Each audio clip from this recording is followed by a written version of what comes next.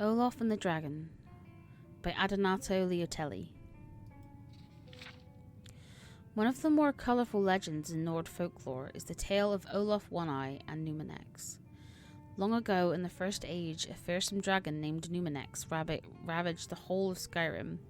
The dreadful drake wiped out entire villages, burned cities, and killed countless Nords. It seemed that no power in Tamriel could stop the monster. This was a troubled time in Skyrim's history, for a bitter war of succession raged between the holds. The Jarls might have been able to conquer the beast if they had worked together, but trust was in desperately short supply. A skillful warrior named Olaf came forward and promised to defeat the beast. In some accounts, he is the Jarl of Whiterun. In other versions of the legend, Olaf promises the people of Whiterun that he will capture the monster if they will name him Jarl. At any rate, Olaf ventures forth with a handful of his most trusted warriors and seeks the beast out, eventually finding Numinex in his lair atop Mount Anthor. Needless to say, it's an epic battle. First, Olaf comes at the dragon with his axe and his shield. Some variants of the legend say that Olaf and the beast battled with blade and claw for days, but were too evenly matched for either to gain an advantage. Most accounts hold that Olaf, perhaps frustrated that his weapons are completely ineffectual against the dragon, finally casts them aside, giving voice to the rage that has been building within him. Olaf unleashes a terrible shout. Here again the stories diverge. Many accounts hold that Olaf did not realize he possessed the power of dragon speech, while others suggest he had long possessed this gift, but wished to test himself against the dragon in martial combat first. Virtually all variations of the legend, however, agree on what happened next.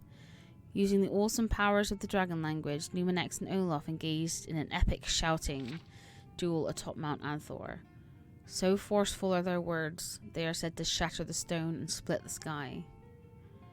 Finally, Numinex collapses from a combination of injury and sheer exhaustion.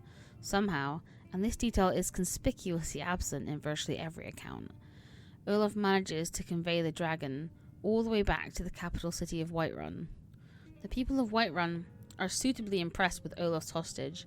They build a huge stone holding cell at the rear of the palace, which they name Dragon's Reach. This enormous cell serves as Numinex's prison until his death. Olaf eventually becomes the High King of Skyrim, putting an end to the War of Succession.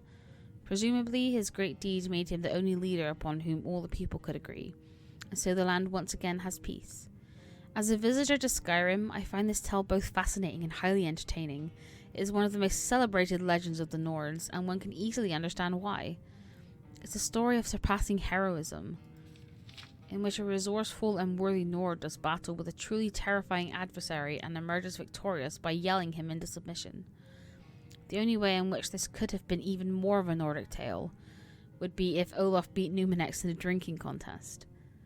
The legend is not without its doubters, however. The bard Svafnir, who lived during Olaf's reign, wrote and performed an alternative version that challenged Olaf's verse of events.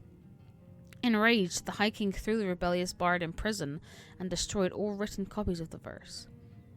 How I would love to lay hands on a copy of that verse. I admit, I'm immensely curious to know what assertions Svafnir made about how Olaf really defeated Numinex. There are a few ancient bard texts that provide one possible answer.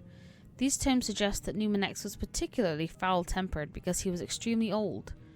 In these accounts, the dragon spends his final years terrorizing the countryside before flying off to the top of Mount Anthor to die in peace. When Olaf finds Numinex, the dragon is too weak to defend himself. Olaf and his men capture the beast without effort, but decide to take advantage of the situation by fabricating a heroic tale. It is worth noting that all of Olaf's warriors who were said to witness the shout duel went on to become wealthy leaders during Olaf's reign as High King. However, it is equally likely that Svafnir had some grudge against Olaf, and his scandalous verse was an attempt to damage the High King's reputation. Alas, we will never know. I leave you now, good reader, with this gentle reminder. A good historian must remain impartial and consider all points of view. Time has a way of distorting our record of events, so the closer you can get to the original sources, the better.